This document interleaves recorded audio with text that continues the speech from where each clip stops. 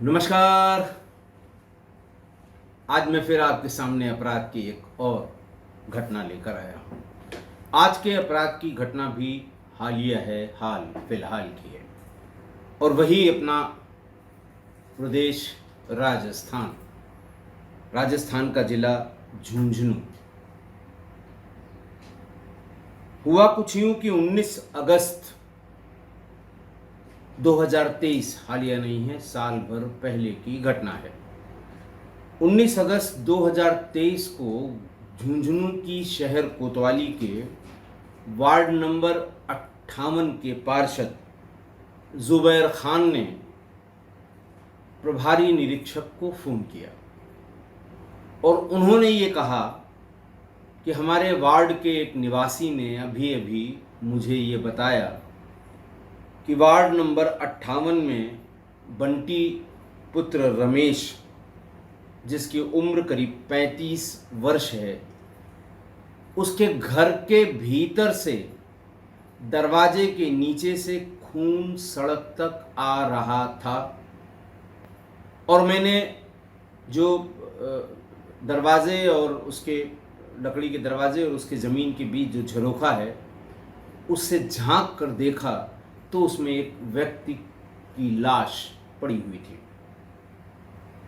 जुबैर ने फिर बताया कि मैं भागकर मौके पर गया, बंटी का दरवाज़ा खुलवाया, बंटी की पत्नी ने दरवाज़ा खोला और मैंने देखा कि भीतर आंगन में बंटी की लाश पड़ी है।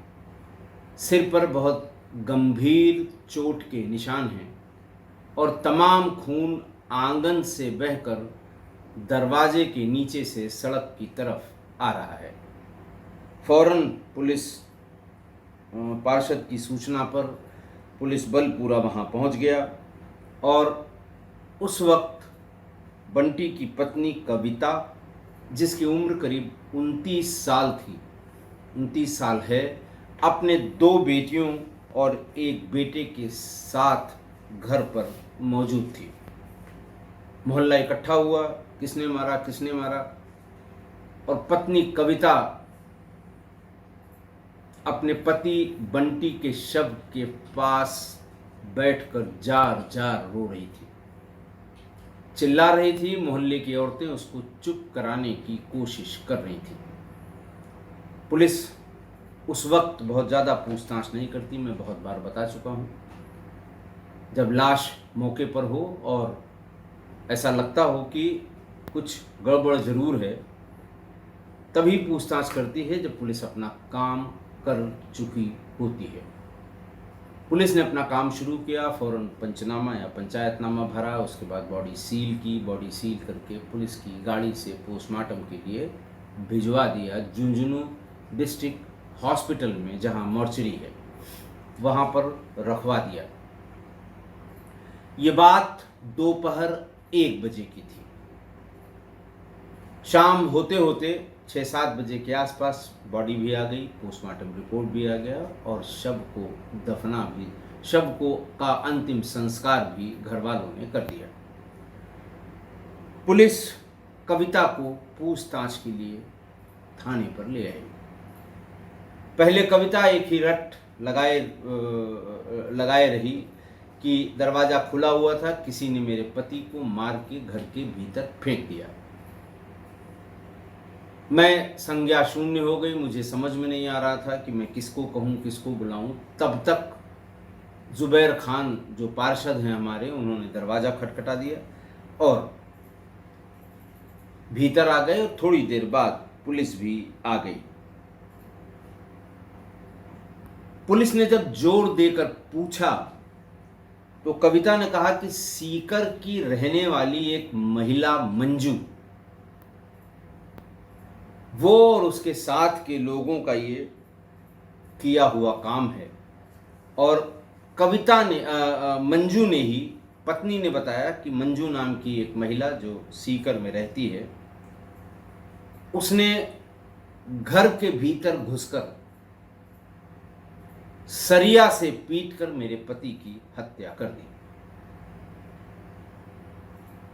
पुलिस के पास कविता के बयान की सत्यता को का पड़ताल करने के लिए उसने वार्ड नंबर 58 में उस गली से आने जाने वाले सभी सीसीटीवी कैमरों की फुटेज खंगालनी शुरू कर दी। सीसीटीवी में बंटी दोपहर 12:15 बजे घर में घुसता हुआ दिखाई दे रहा है और उसके बाद से न तो कोई घर में घुसा न कोई घर से बाहर आया। पुलिस समझ गई कि सारा खेल पत्नी कविता का है, कविता का है और बच्चों को भी शायद इसकी पूरी जानकारी है। बहरहाल एफएसएल की पूरी टीम बुलाई गई, चूँकि कन्फ्यूज़न पैदा कर दिया उसने कि एक महिला ने मारा है और फलाना हुआ है, ढकाना हुआ है। लेकिन फॉरेंसिक एविडेंस यानी जो इलेक्ट्रॉनिक एविडेंस है, सीसीटीवी फुटेज, वो दूसरी कहानी कह रहा था। एफएसएल की टीम ने तमाम एविडेंस मौके से कलेक्ट करने शुरू कर दिए। थोड़ी देर में डॉग स्क्वाड का स्नाइपर डॉग भी आ गया। उसे सबसे पहले स्पॉट पर स्मेल लेने के लिए कहा गया और जैसे ही फ्री छोड़ा वैसे वो घर के भीतर छिपी हुई उस भीड़ भड़क्का में जब कुत्ते को आता देखा तो पत्नी कविता भीतर के कमरे में अपने जो बिस्तर था, बिस्तर के नीचे छिप गई थी। लेकिन स्नाइपर डॉग ने उसका हाथ और पैर पकड़कर बाहर निकाला। पुलिस वालों ने भी बाहर निकाला और पुलिस को कंफर्म हो गया कि हो न हो अपराध में यही शामिल है। हालांकि पुलिस ने यह भी बताया कि जब बीडी के हॉस्पिटल की मोर्चरी में लाश रखी हुई थी और पोस्टमार्टम उसका कराया जा रहा था तो कविता सबसे ज़्यादा रो रही थी, सबसे ज़्यादा परेशान थी, रो रो कर बेहोश हुई जा रही थी। लेकिन जब डॉग स्क्वाड का काम ख़त्म हो गया, एफएसएल के लोगों ने अपनी सारी एविडेंस कलेक्ट कर लिए, तब कविता को कोतवाली थाने पर बुलाकर सख्ती से पूछताछ की गई और जैसे ही सख्ती हुई कविता ने अपना गुनाह कबूल कर लिया। उसने बताया कि वो बहुत दिन से मंजू नाम की इस महिला के चक्कर में पड़े हुए थे।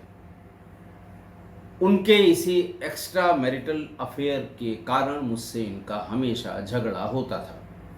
आज भी दोपहर में जब ये खाना खाने के लिए आया मृतक, तो उसी महिला को लेकर हमारा उसका झगड़ा हुआ। मैंने गुस्से में क्रिकेट के बैट से उसके सिर पर 3-4 वार किए। जब वो गिर पड़ा उसके बाद भी वार किए, खून बहने लगा। मैं डर के मारे भीतर चली गई। बंटी के चचेरे भाई ने जानकारी दी फिर कि ये बिल्कुल झूठ बोल रही है। बंटी की डिटेल बताई कि वो मूल रूप से सीकर जिले के रामगढ़ का रहने वाला है। 2013 में वो झुंझुनू नगर परिषद में कर्मचारी के रूप में तैनात हुआ और पिछले 4 महीने से झुंझुनू के पीपली में चौक एरिया में वार्ड 58 के एक किराए के मकान में अपनी 2 बेटियों और एक बेटे पत्नी के साथ किराए पर रह रहा था।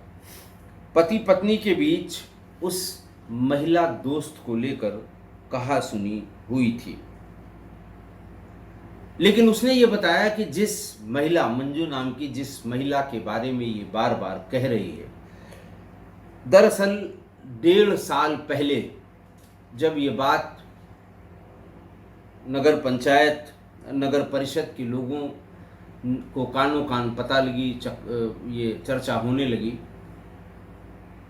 तो ऑफिस के सारे लोगों ने मिल बैठ के इस समस्या का समाधान ढूंढा। मंजू के घर वालों से कहा कि आप यहाँ से झुंझुनू से यहाँ से चले जाइए अपने घर जहाँ आप रहते हैं। और फिर पंचायत की बात मानकर उसके घर वाले मंजू को लेकर सीकर चले गए। ऐसा हुए कोई 1.5 बरस हो गए। तब से न तो मंजू यहाँ आई और न ही बंटी सीकर गया।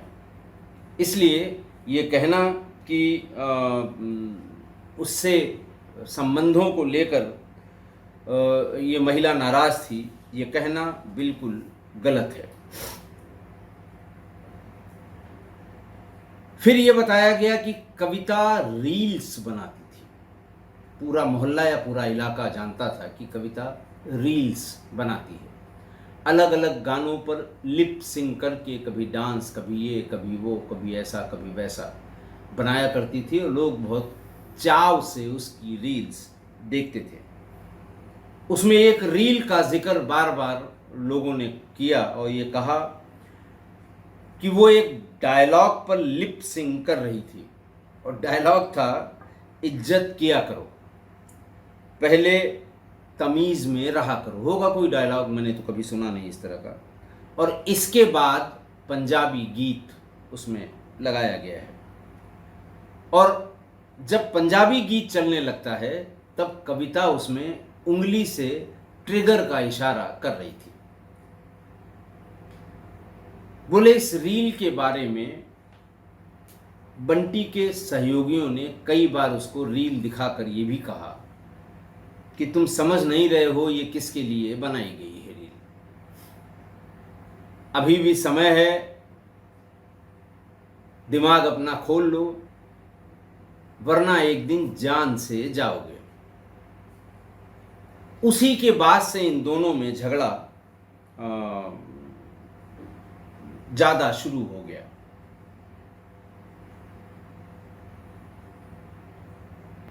फिर धीरे धीरे जब और लोगों से बात हुई तो ये पता लगा कि बंटी ने कहा कि अच्छा, ये रील्स बनाकर हमें चिढ़ाती है और ये किसी और को इम्प्रेस करने के लिए ये गाने वाने गाती है।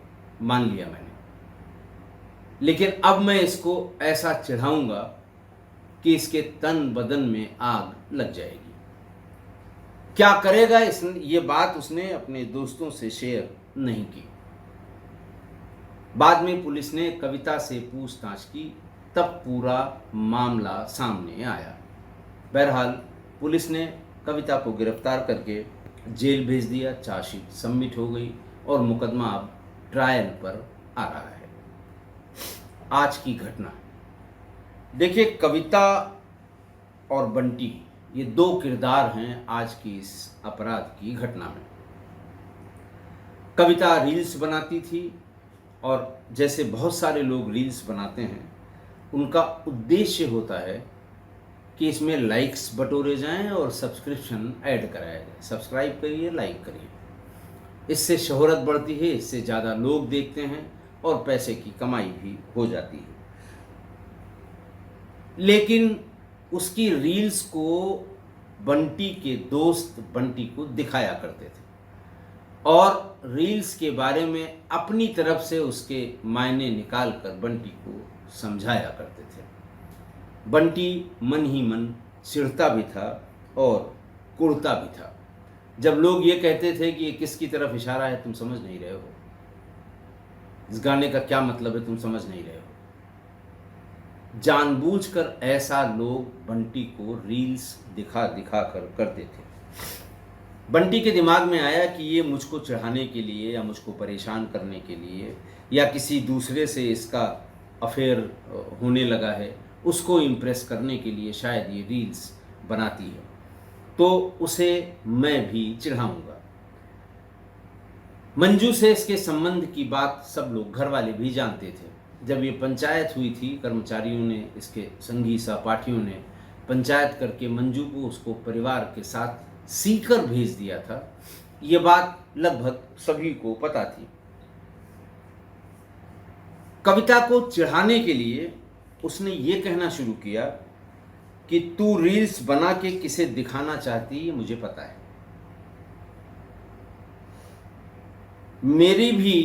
मेरी वाली भी जो सीकर चली गई है, भले सीकर में हो, लेकिन मेरी रोज बात होती है। जिस दिन वो भागकर आ गई, मैं उसी के साथ उसी के साथ शादी करूँगा। बस जैसे ये कहता था दोनों में द्वंद्व शुरू हो जाता था। लेकिन ये दोनों ही बातें झूठी थी, दोनों ही बातें झूठी थी। न तो कविता किसी को इम्प्रेस करने के लिए ये रील्स बनाती थी, रील्स वो प्योर एंड प्योर लाइक और सब्सक्रिप्शंस के लिए बनाती थी। और ना ही बंटी की कभी मंजू से सीकर जाने के बाद न आमने सामने और न ही मोबाइल पर कोई बात कभी हुई थी। एक दूसरे को नीचा दिखाने के लिए वो दोनों इस तरह की बात कर रहे थे और बात इतनी बढ़ गई कि कविता ने अपने पति की हत्या कर दी। इसलिए आरोप प्रत्यारोप के समय सच्चाई की जांच कर लेना बहुत जरूरी है। शक के बिना पर एक दूसरे से दूरी बढ़ती है। इससे शक पे आप आरोप लगाएं और शक पे ही आप पर आरोप लगाए जाएं, दूरी बढ़ती जाएगी, कलह बढ़ता जाएगा और फिर एक न एक दिन वही होगा जो आज की घटना में हुआ है। इसलिए झूठा आरोप, झूठी शान या झूठी बात, इसका सहारा लेकर एक दूसरे को नीचा दिखाने का प्रयास कभी नहीं करना चाहिए। बहुत ढेर सारी घटनाएं मैंने आपको बताई हैं जिनमें शक के बिना पर बड़ी बड़ी घटनाएं हो गई हैं, सिर्फ इस शक पे कि उसका उससे अफेयर है, उसका उससे अफेयर है, वो ऐसा कर रहा है तो इसका मतलब ये है, वो ऐसा कर रहा है तो इसका मतलब ये है। और केवल शक पर ही बड़ी बड़ी घटनाएं, हत्या जैसी घटनाएं हो गई हैं। आज की घटना भी सिर्फ दोनों एक दूसरे को नीचा दिखाने के लिए झूठ का सहारा लेते रहे और आखिरकार पत्नी ने पति की बैट से ताबड़तोड़ मारकर उसकी हत्या कर दी थी।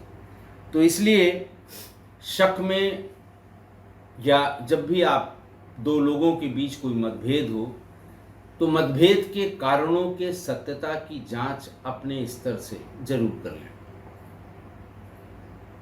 अगर उसको ये शक था कि ये मंजू से बात करता रहता है तो किसी को भेज के मंजू से बात करा देती, या फिर उससे कहती कब तुम्हारी बात हुई है मुझे अपने मोबाइल में दिखाओ, या फिर खुद मंजू से बात कर लेती, उसे सब क्लियर हो जाता कि नहीं 1.5 साल से उसकी कोई बात नहीं हुई है। या फिर घर परिवार के लोगों को बीच में रख कर उनसे ये बात बताई जाती तो वो ये बात कंफर्म कर लेते। जिन लोगों ने पंचायत की थी उनसे बात कराई जाती। लेकिन सिर्फ एक दूसरे को नीचा दिखाने के लिए दोनों लोग अपनी अपनी तरफ से झूठी बातों पर यकीन करके एक दूसरे के प्रति वैमनस्य पैदा कर लिया और फिर फाइनली बंटी को अपनी जान से हाथ धोना पड़ा। कविता भी, मैं क्या बताऊं, उसकी 2 लड़कियां और 1 लड़का। कमाई का जरिया सिर्फ और सिर्फ बंटी सरकारी कर्मचारी था